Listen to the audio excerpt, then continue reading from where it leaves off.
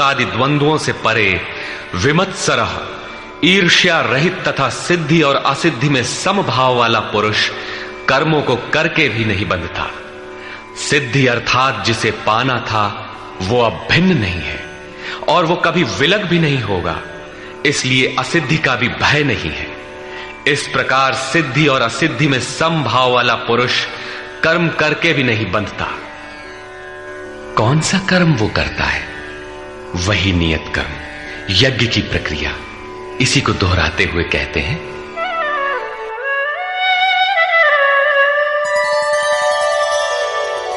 गत संगस्य मुक्तस्य ज्ञानावस्थित चेतसः यज्ञायाचरतः कर्म समग्रं प्रविलीयते। अर्जुन, यज्ञायाचरतः कर्म, यज्ञ का आचरण ही कर्म है और साक्षात्कार का नाम ही ज्ञान है। इस यज्ञ का आचरण करके साक्षात्कार के साथ ज्ञान में स्थित संग दोष और आसक्ति से रहित मुक्त पुरुष के संपूर्ण कर्म भली प्रकार विलीन हो जाते हैं। वे कर्म कोई परिणाम उत्पन्न नहीं कर पाते, क्योंकि कर्मों का फल परमात्मा उनसे भिन्न नहीं रह गया। अब फल में कौन सा फल लगेगा? इसलिए उन मुक्त पुरुषों को अपने लिए कर्म करने की आवश्यकता समाप्त हो जाती है। फिर भी लोक संग्रह के लिए वे कर्म करते ही हैं और करते हुए भी वे इन कर्मों से लिप्त नहीं होते। जब करते हैं तो लिप्त क्यों नहीं होते? इस पर कहते हैं, ब्रह्मार्पणं ब्रह्महविः ब्रह्माग्नौ ब्रह्मणाहुतं ब्रह्मैव तेन गन्तव्यं ब्रह्म कर्म समाधिना। ऐसे मुक्त पुरुष का समर्पण ब्रह्म है, हवि ब्रह्म है, अग्नि भी ब्रह्म ही है। अर्थात ब्रह्म रूप अग्नि में ब्रह्म रूपी कर्ता द्वारा जो हवन किया जाता है वो भी ब्रह्म है। ब्रह्म कर्म समाधिना, जिसके कर्म ब्रह्म का स्पर्श करके समाधिस्थ हो चुके हैं, उसमें विलय हो चुके हैं, ऐसे महापुरुष के लिए जो प्राप्त होने योग्य है वो भी ब्रह्म ही है। वो कर्ता धर्ता कुछ नहीं, केवल लोक संग्रह के लिए कर्म में बरतता है। ये तो प्राप्ति वाले महापुरुष के लक्षण हैं, किंतु कर्म में प्रवेश लेने वाले प्रारंभिक साधक कौन सा यज्ञ करते हैं? अब यहां उसी यज्ञ को स्पष्ट करते हैं।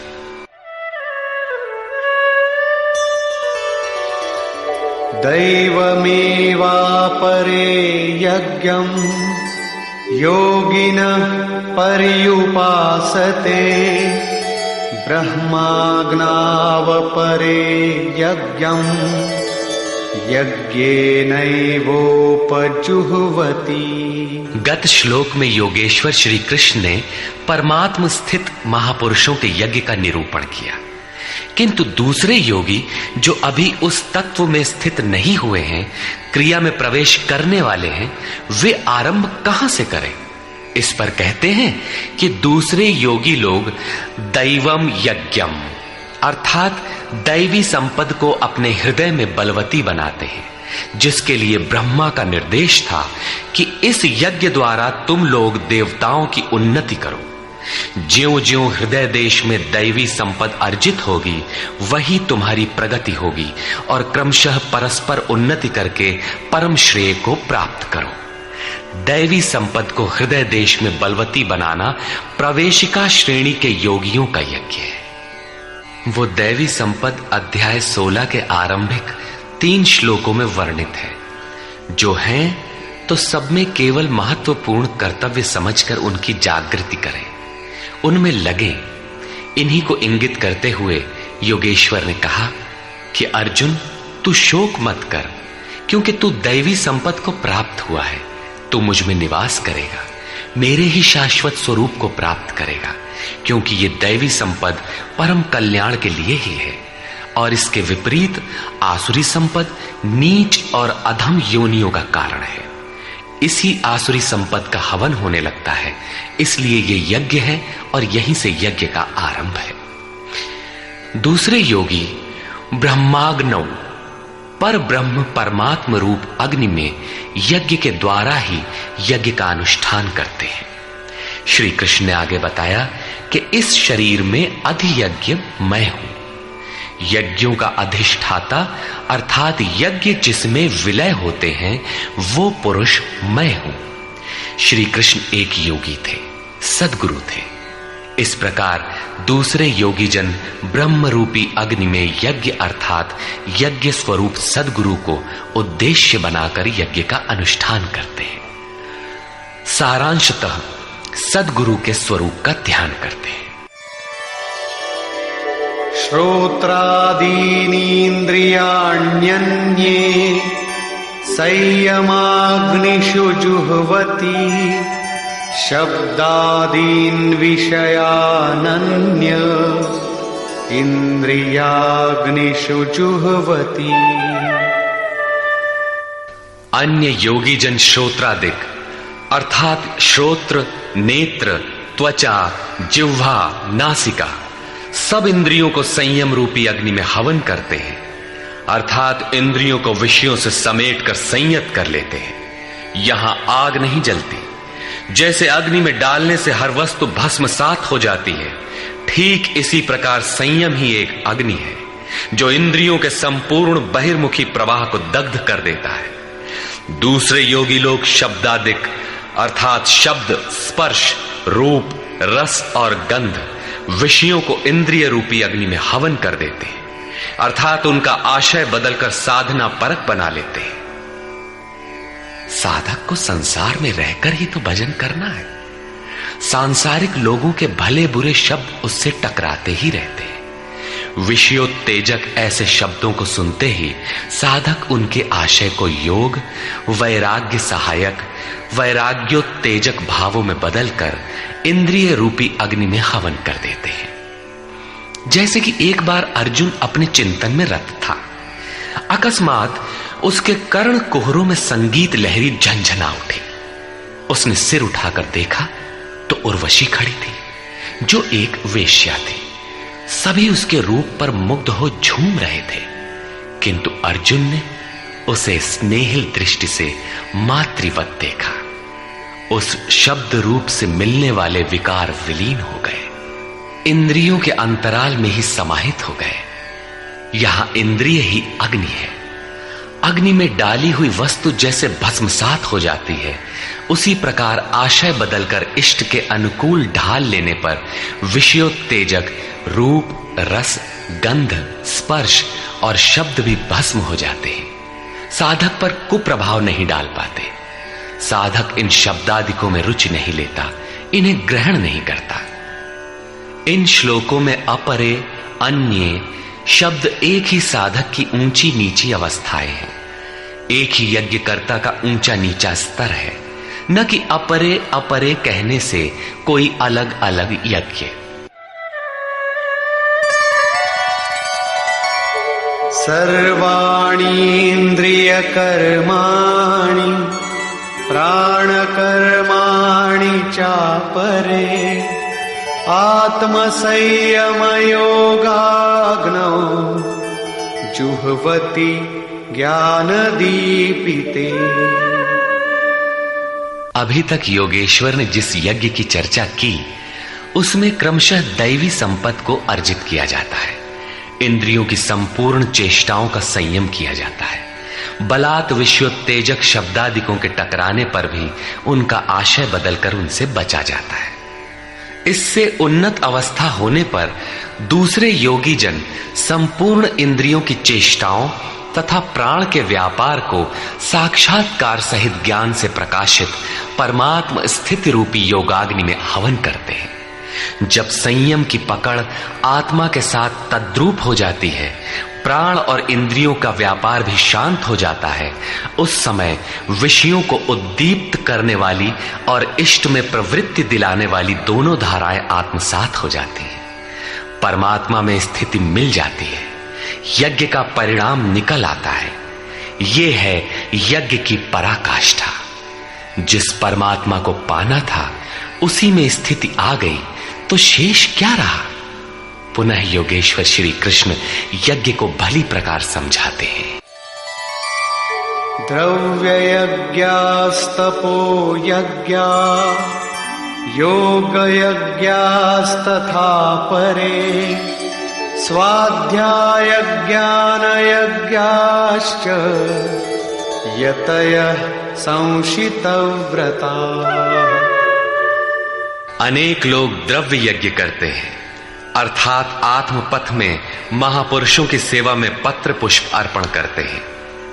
वे समर्पण के साथ महापुरुषों की सेवा में द्रव्य लगाते हैं। श्री कृष्ण आगे कहते हैं कि भक्ति भाव से पत्र पुष्प फल जल जो कुछ भी मुझे देता है उसे मैं खाता हूं और उसका परम कल्याण सृजन करने वाला होता हूं। ये भी यज्ञ ही है। हर आत्मा की सेवा करना, भूले हुए को आत्म पथ पर लाना द्रव्य यज्ञ है, क्योंकि प्राकृतिक संस्कारों को जलाने में समर्थ हैं। इसी प्रकार कई पुरुष तपोयज्ञ स्वधर्म पालन में इंद्रियों को तपाते हैं, अर्थात स्वभाव से उत्पन्न क्षमता के अनुसार यज्ञ की निम्न और उन्नत अवस्थाओं के बीच तपते हैं। इसी पथ की अल्पज्ञता में पहली श्रेणी का साधक शूद्र परिचर्या द्वारा, वैश्य दैवी संपद के संग्रह द्वारा, क्षत्रिय काम क्रोधादि के उन्मूलन द्वारा और ब्राह्मण ब्रह्म में प्रवेश की योग्यता के स्तर से इंद्रियों को तपाता है। सबको एक जैसा परिश्रम करना पड़ता है। वास्तव में यज्ञ एक ही है, अवस्था के अनुसार ऊंची नीची श्रेणियां गुजरती जाती है। पूज्य महाराज जी कहते थे, मन सहित इंद्रियों और शरीर को लक्ष्य के अनुरूप तपाना ही तप कहलाता है। ये लक्ष्य से दूर भागेंगे, इन्हें समेट कर उधर ही लगाओ। अनेक पुरुष योग यज्ञ का आचरण करते हैं। प्रकृति में भटकती हुई आत्मा का प्रकृति से परे परमात्मा से मिलन का नाम योग है। योग की परिभाषा अध्याय 6/23 में दृष्टव्य है। सामान्यतः दो वस्तुओं का मिलन योग कहलाता है। कागज से कलम मिल गया, थाली और मेज मिल गए तो क्या योग हो गया? नहीं, ये तो पंचभूतों से निर्मित पदार्थ हैं, एक ही है, दो कहां? दो प्रकृति और पुरुष हैं। प्रकृति में स्थित आत्मा अपने ही शाश्वत रूप परमात्मा में प्रवेश पा जाता है तो प्रकृति पुरुष में विलीन हो जाती है। यही योग है। अतः अनेक पुरुष इस मिलन में सहायक शम दम इत्यादि नियमों का भली प्रकार आचरण करते हैं। योग यज्ञ करने वाले तथा अहिंसादि तीक्ष्ण व्रतों से युक्त यत्नशील पुरुष स्वाध्याय ज्ञान यज्ञाश्च स्वयं का अध्ययन, स्वरूप का अध्ययन करने वाले ज्ञान यज्ञ के करता है। यहां योग के अंगों अर्थात यम नियम आसन प्राणायाम प्रत्याहार धारणा ध्यान और समाधि, इनको अहिंसादि तीक्ष्ण व्रतों से निर्दिष्ट किया गया है। अनेक लोग स्वाध्याय करते हैं। पुस्तक पढ़ना तो स्वाध्याय का आरंभिक स्तर मात्र है। विशुद्ध स्वाध्याय है स्वयं का अध्ययन, जिससे स्वस्वरूप की उपलब्धि होती है, जिसका परिणाम है ज्ञान अर्थात साक्षात्कार। यज्ञ का अगला चरण बताते हैं। अपाने जुह्वति प्राणम प्राणे पानम तथा परे प्राणापान गतिरुद्ध्वा प्राणायाम परायणा। बहुत से योगी अपान वायु में प्राण वायु का हवन करते हैं और उसी प्रकार प्राण वायु में अपान वायु का हवन करते हैं। इससे सूक्ष्म अवस्था हो जाने पर अन्य योगी जन प्राण और अपान दोनों की गति रोककर प्राणायाम के परायण हो जाते हैं। जिसे श्री कृष्ण प्राण अपान कहते हैं उसी को महात्मा बुद्ध अनापान कहते हैं। इसी को उन्होंने श्वास प्रश्वास भी कहा है। प्राण वो श्वास है जिसे आप भीतर खींचते हैं और अपान वो श्वास है जिसे आप बाहर छोड़ते हैं। योगियों की अनुभूति है कि आप श्वास के साथ बाह्य वायुमंडल के संकल्प भी ग्रहण करते हैं और प्रश्वास में इसी प्रकार आंतरिक भले बुरे चिंतन की लहर फेंकते रहते हैं। बाह्य किसी संकल्प का ग्रहण न करना प्राण का हवन है तथा भीतर संकल्पों को न उठने देना अपान का हवन है। न भीतर से किसी संकल्प का स्फुरण हो और न ही बाह्य दुनिया में चलने वाले चिंतन अंदर क्षोभ उत्पन्न कर पाए। इस प्रकार प्राण और अपान दोनों की गति सम हो जाने पर प्राणों का याम अर्थात निरोध हो जाता है। यही प्राणायाम है। ये मन की विजितावस्था है। प्राणों का रुकना और मन का रुकना एक ही बात है। प्रत्येक महापुरुष ने इस प्रकरण को लिया है। वेदों में इसका उल्लेख है, चत्वारि वाक पारमिता पदानि। इसी को पूज्य महाराज जी कहा करते थे। हो, एक ही नाम को 4 श्रेणियों से जपा जाता है, बैखरी, मध्यमा, पश्यंती और परा। बैखरी उसे कहते हैं जो व्यक्त हो जाए, नाम का इस प्रकार उच्चारण हो कि आप सुने और बाहर कोई बैठा हो तो उसे भी सुनाई पड़े। मध्यमा अर्थात मध्यम स्वर में जप, जिसे केवल आप ही सुने, बगल में बैठा हुआ व्यक्ति भी उस उच्चारण को सुन न सके। ये उच्चारण कंठ से होता है। धीरे धीरे नाम की धुन बन जाती है, डोर लग जाती है। साधना और सूक्ष्म हो जाने पर पश्यंती अर्थात नाम देखने की अवस्था आ जाती है। फिर नाम को जपा नहीं जाता, यही नाम श्वास में ढल जाता है। मन को दृष्टा बनाकर खड़ा कर दें, देखते बर रहे कि सांस कहती क्या है, सांस आती है कब, बाहर निकलती है कब, कहती है क्या। महापुरुषों का कहना है कि ये सांस नाम के सिवाय और कुछ कहती ही नहीं। साधक नाम का जप नहीं करता, केवल उससे उठने वाली धुन को सुनता है, सांस को देखता भर है, इसलिए इसे पश्यंती कहते हैं। पश्यंती में मन को दृष्टा के रूप में खड़ा करना पड़ता है, किंतु साधन और उन्नत हो जाने पर सुनना भी नहीं पड़ता। एक बार सुरत लगा भर दे, स्वतः सुनाई देगा। जपे न जपावे अपने से आवे, न स्वयं जपो न मन को सुनने के लिए बाध्य करो, और जप चलता रहे। इसी का नाम है अजपा। ऐसा नहीं कि जप प्रारंभ ही न करे और आ गई अजपा। यदि किसी ने जप नहीं प्रारंभ किया तो अजपा नाम की कोई वस्तु भी उसके पास नहीं होगी। अजपा का अर्थ है हम न जपें किंतु जाप हमारा साथ न छोड़े। एक बार सूरत का कांटा लगा भर दें तो जप प्रवाहित हो जाए और अनवरत चलता रहे। इस स्वाभाविक जप का नाम है अजपा, और यही है परावाणी का जप। ये प्रकृति से परे तत्व परमात्मा में प्रवेश दिलाती है। इसके आगे वाणी में कोई परिवर्तन नहीं है। परम का दिग्दर्शन करा के उसी में विलीन हो जाती है, इसलिए इसे परा कहते हैं। मन श्वास के साथ जुड़ा है। जब श्वास पर दृष्टि है, श्वास में नाम ढल चुका है, भीतर से न तो किसी संकल्प का उत्थान है और न बाह्य वायुमंडल के संकल्प भीतर प्रवेश कर पाते हैं। यही मन पर विजय की अवस्था है। इसी के साथ यज्ञ का परिणाम निकल आता है। अपरे नियताहाराः प्राणान् प्राणेषु जुह्वति सर्वेप्येते यज्ञविदो यज्ञक्षपितकल्मषाः। दूसरे नियमित आहार करने वाले प्राण को प्राणों में ही हवन करते हैं। पूज्य महाराज जी कहा करते थे कि योगी का आहार दृढ़, आसन दृढ़ और निद्रा दृढ़ होनी चाहिए। आहार विहार पर नियंत्रण बहुत आवश्यक है। ऐसे अनेक योगी प्राण को प्राण में ही हवन कर देते हैं, अर्थात श्वास लेने पर ही ध्यान केंद्रित रखते हैं, प्रश्वास पर ध्यान नहीं देते।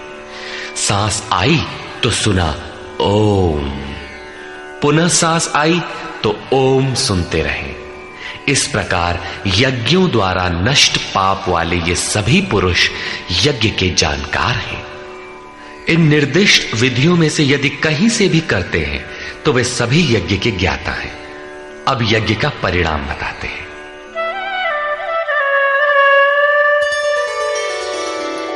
यज्ञशिष्टामृतभुजो यान्ति ब्रह्म सनातनम् नायं लोकोऽस्त्ययज्ञस्य कुतोऽन्यः कुरु सत्तम। कुरुश्रेष्ठ अर्जुन, यज्ञ शिष्टामृत भुज, यज्ञ जिसकी सृष्टि करता है, जिसे अवशेष छोड़ता है, वो है अमृत। उसकी प्रत्यक्ष जानकारी ज्ञान है। उस ज्ञानामृत को भोगने अर्थात प्राप्त करने वाले योगी जन यान्ति ब्रह्म सनातनम, शाश्वत सनातन पर ब्रह्म को प्राप्त होते हैं। यज्ञ कोई ऐसी वस्तु है जो पूर्ण होते ही सनातन पर ब्रह्म में प्रवेश दिला देती है। यज्ञ न करें तो आपत्ति क्या है? श्री कृष्ण कहते हैं कि यज्ञ रहित पुरुष को पुनः ये मनुष्य लोक अर्थात मानव शरीर भी सुलभ नहीं होता, फिर अन्य लोग कैसे सुखदायी होंगे? उसके लिए तो तिर्यक योनियां सुरक्षित है, इससे अधिक कुछ नहीं। अतः यज्ञ करना मनुष्य मात्र के लिए नितांत आवश्यक है।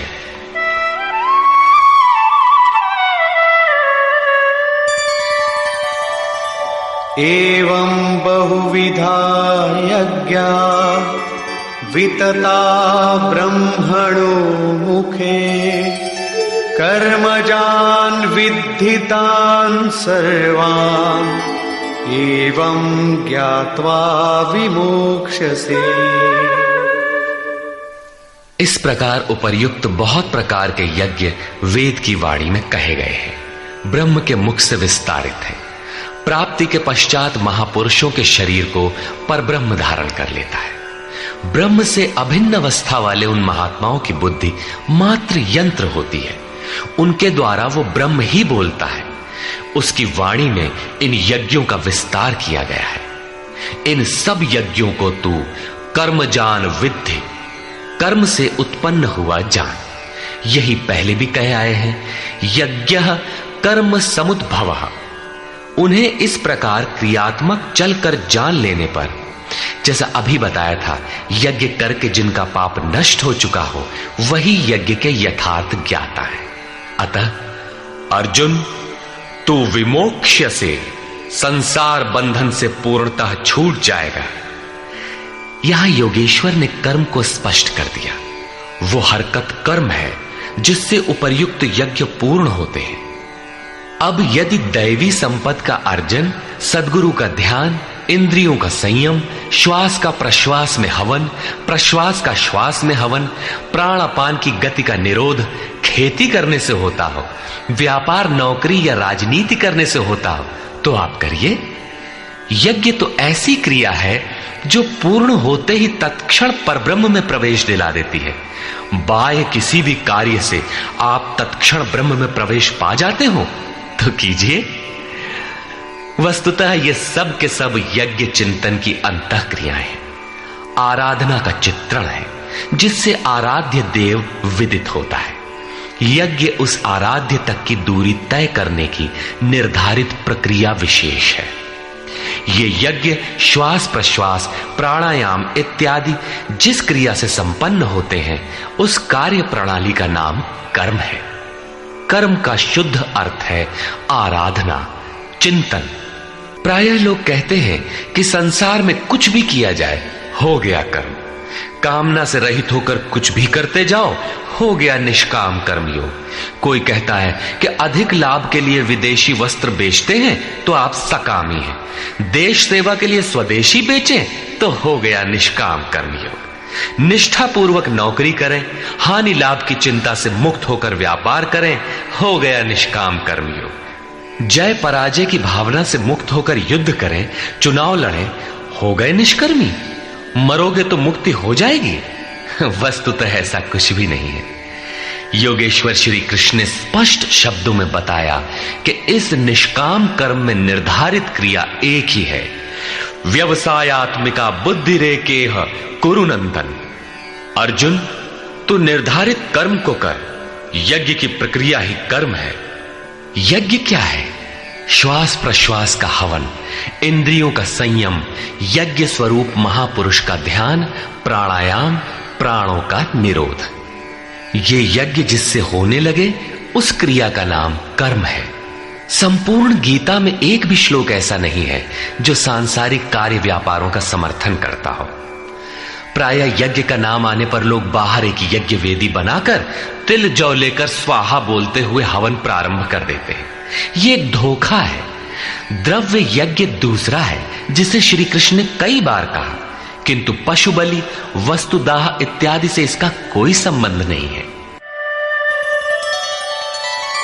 श्रेयान् द्रव्यमयाद् यज्ञात् ज्ञानयज्ञः परन्तप सर्वं कर्माखिलं पार्थ ज्ञाने परिसमाप्यते। अर्जुन, सांसारिक द्रव्यों से सिद्ध होने वाले यज्ञ की अपेक्षा ज्ञान यज्ञ, जिसका परिणाम ज्ञान अर्थात साक्षात्कार है, यज्ञ जिसकी सृष्टि करता है, उस अमृत तत्व की जानकारी का नाम ज्ञान है। ऐसा यज्ञ श्रेयस्कर है, परम कल्याणकारी है। हे पार्थ, संपूर्ण कर्म ज्ञान में शेष हो जाते हैं, परिसमाप्यते, भली प्रकार समाहित हो जाते हैं। ज्ञान यज्ञ की पराकाष्ठा है। उसके पश्चात कर्म किए जाने से न कोई लाभ है और न छोड़ देने से उस महापुरुष की कोई क्षति ही होती है।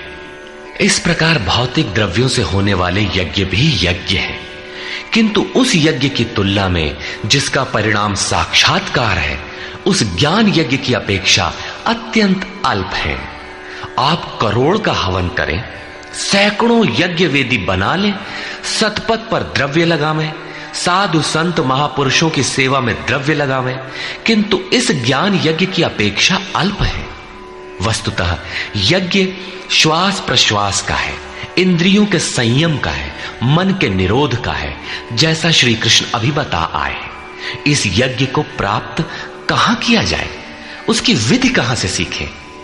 यथा तद्विद्धि प्रणिपातेन परिप्रश्नेन सेवया उपदेक्षन्ति ते ज्ञानम् ज्ञानिनस्तत्त्वदर्शिनः। इसलिए अर्जुन, तू तत्वदर्शी महापुरुष के पास जाकर भली प्रकार प्रणत होकर अर्थात दंडवत प्रणाम करके, अहंकार त्याग कर, शरण होकर, भली प्रकार सेवा करके, निष्कपट भाव से प्रश्न करके तो उस ज्ञान को जान। वे तत्व को जानने वाले ज्ञानी जन तेरे लिए उस ज्ञान का उपदेश करेंगे, साधना पथ पर चलाएंगे। समर्पित भाव से सेवा करने के उपरांत ही इस ज्ञान को सीखने की क्षमता आती है। तत्वदर्शी महापुरुष परम तत्व परमात्मा का प्रत्यक्ष दिग्दर्शन करने वाले हैं। वे यज्ञ की विधि विशेष के ज्ञाता हैं और वही आपको भी सिखाएंगे। यदि अन्य यज्ञ होता तो ज्ञानी तत्वदर्शी की क्या आवश्यकता थी? स्वयं भगवान के सामने ही तो अर्जुन खड़ा था। भगवान उसे तत्वदर्शी के पास क्यों भेजते हैं? वस्तुतः श्री कृष्ण एक योगी थे। उनका आशय है कि आज तो अनुरागी अर्जुन मेरे समक्ष उपस्थित है, भविष्य में अनुरागियों को कहीं भ्रम ना हो जाए कि श्री कृष्ण तो चले गए, अब किसकी शरण जाएं। इसलिए उन्होंने स्पष्ट किया कि तत्वदर्शी के पास जाओ, वे ज्ञानी जन तुझे उपदेश देंगे और यज्ञात्वा न पुनर्मोहम् एवं यास्यसि पांडव येन भूतान्यशेषेण द्रक्ष्यस्यात्मन्यथो मयि। उस ज्ञान को उनके द्वारा समझकर तू इस प्रकार फिर कभी मोह को प्राप्त नहीं होगा। उनसे दी गई जानकारी के द्वारा उस पर चलते हुए तू अपनी आत्मा के अंतर्गत संपूर्ण भूतों को देखेगा, अर्थात सभी प्राणियों में इसी आत्मा का प्रसार देखेगा। जब सर्वत्र एक ही आत्मा के प्रसार को देखने की क्षमता आ जाएगी, उसके पश्चात तू मुझ में प्रवेश करेगा। अतः उस परमात्मा को पाने का साधन तत्व स्थित महापुरुष के द्वारा है। ज्ञान के संबंध में, धर्म और शाश्वत सत्य के संबंध में श्री कृष्ण के अनुसार किसी तत्वदर्शी से ही पूछने का विधान है।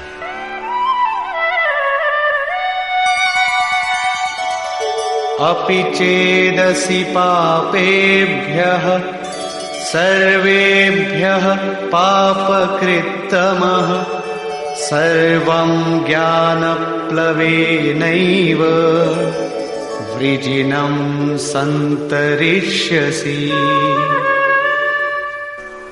यदि तू सब पापियों से भी अधिक पाप करने वाला है, तब भी ज्ञान रूपी नौका द्वारा सभी पापों से निसंदेह भली प्रकार तर जाएगा।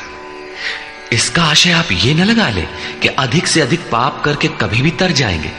श्री कृष्ण का आशय मात्र यही है कि कहीं आप भ्रम में न रहे कि हम तो बड़े पापी हैं, हमसे पार नहीं लगेगा। ऐसी कोई गुंजाइश न निकाल ले। इसलिए श्री कृष्ण प्रोत्साहन और आश्वासन देते हैं कि सब पापियों के पापों के समूह से भी अधिक पाप करने वाला हो, फिर भी तत्वदर्शियों से प्राप्त ज्ञान रूपी नौका द्वारा तू निसंदेह संपूर्ण पापों को अच्छी प्रकार पार कर जाएगा। किस प्रकार? यथैधांसि समिद्धोऽग्निः भस्मसात् कुरुतेऽर्जुन ज्ञानाग्निः सर्वकर्माणि भस्मसात् कुरुते तथा। अर्जुन, जिस प्रकार प्रज्वलित अग्नि ईंधन को भस्म कर देता है, ठीक उसी प्रकार ज्ञान रूपी अग्नि संपूर्ण कर्मों को भस्म कर देता है। यह ज्ञान की प्रवेशिका नहीं है जहां से यज्ञ में प्रवेश मिलता है, वरन यह ज्ञान अर्थात साक्षात्कार की पराकाष्ठा का चित्रण है, जिसमें पहले विजातीय कर्म भस्म होते हैं और फिर प्राप्ति के साथ चिंतन कर्म भी उसी में विलय हो जाते हैं। जिसे पाना था पा लिया, अब आगे चिंतन कर किसे ढूंढे? ऐसा साक्षात्कार वाला ज्ञानी संपूर्ण शुभाशुभ कर्मों का अंत कर लेगा। वो साक्षात्कार होगा कहां? बाहर होगा अथवा भीतर? इस पर कहते हैं,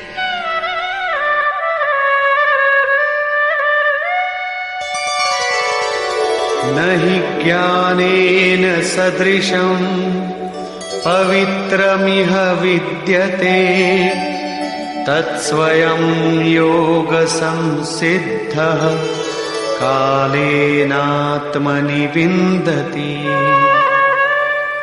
इस संसार में ज्ञान के समान पवित्र करने वाला निसंदेह कुछ भी नहीं है।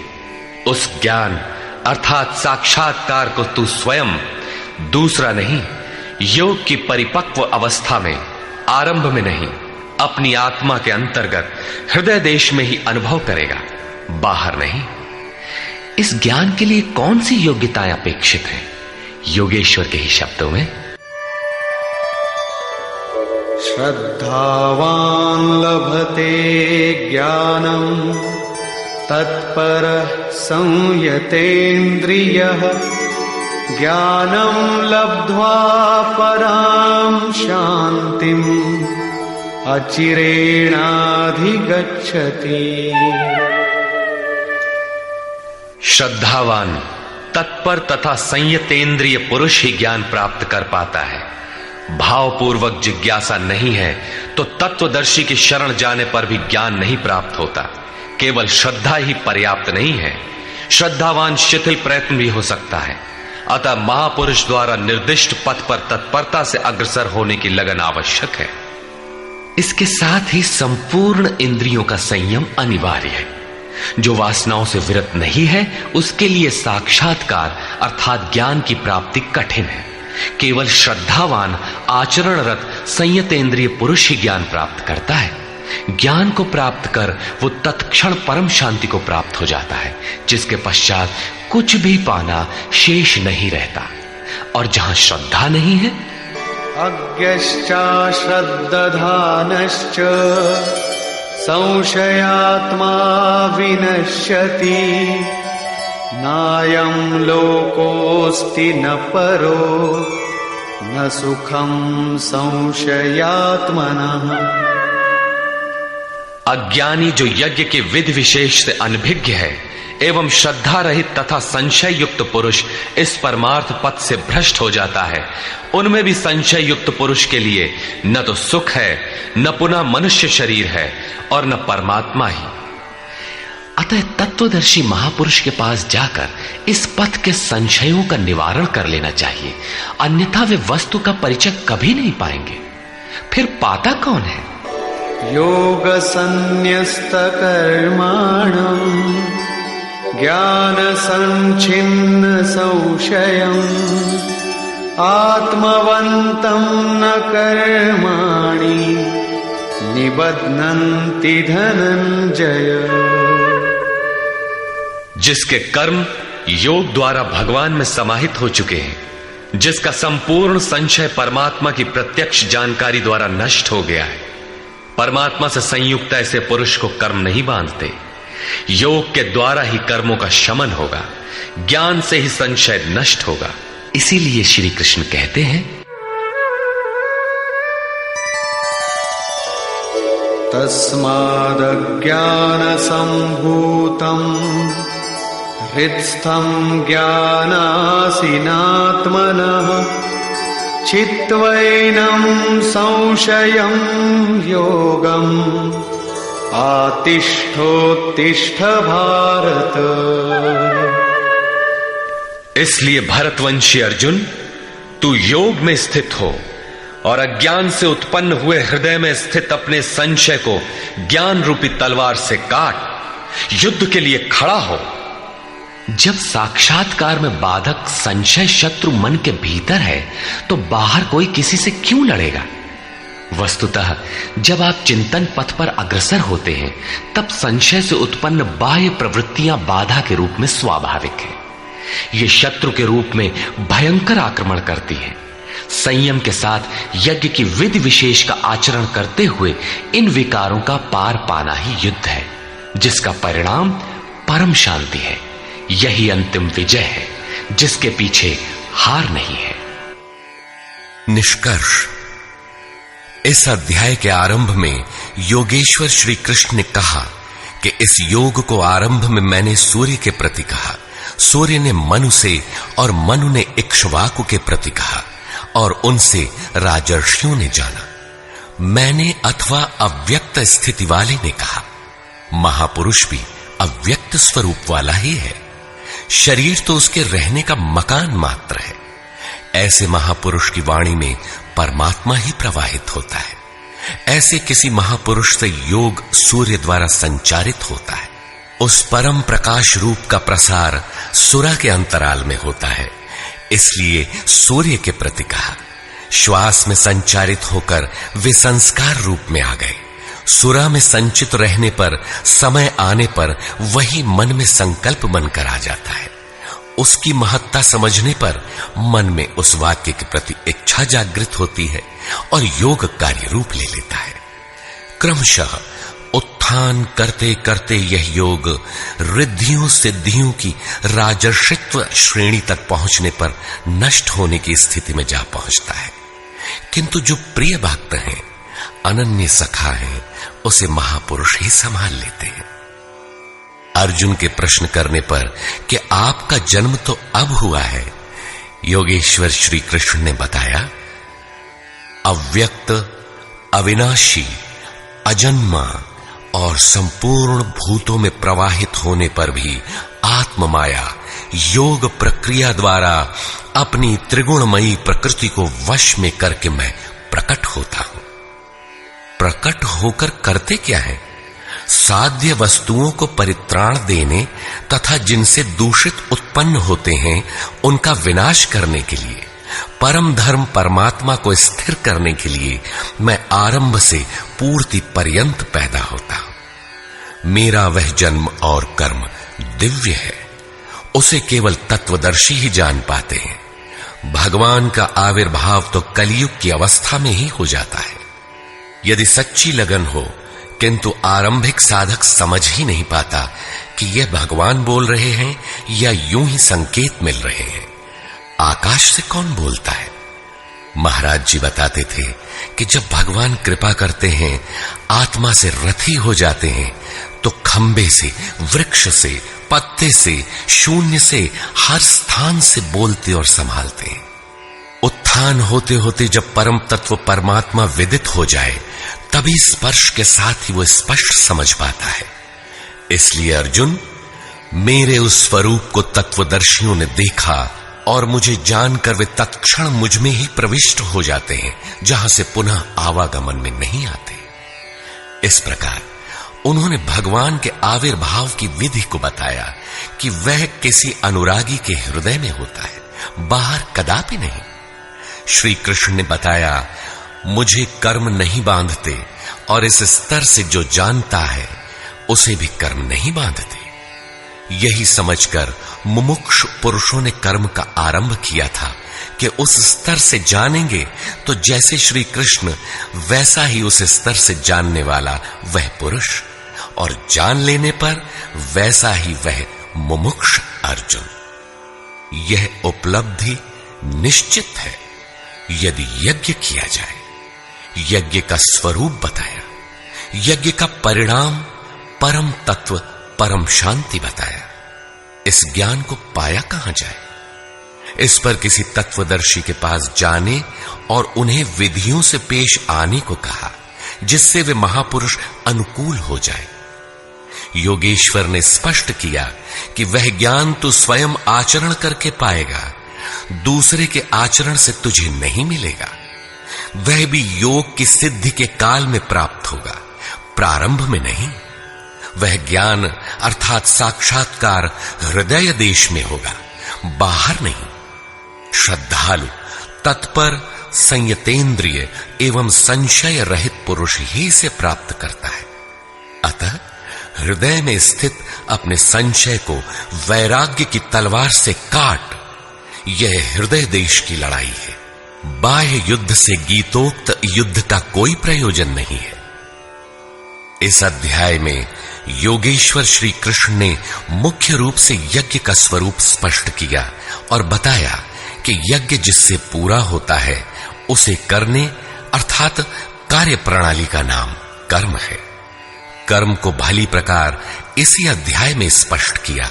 अतः ओम तत्सदिति श्रीमद् भगवद गीता सूपनिषत्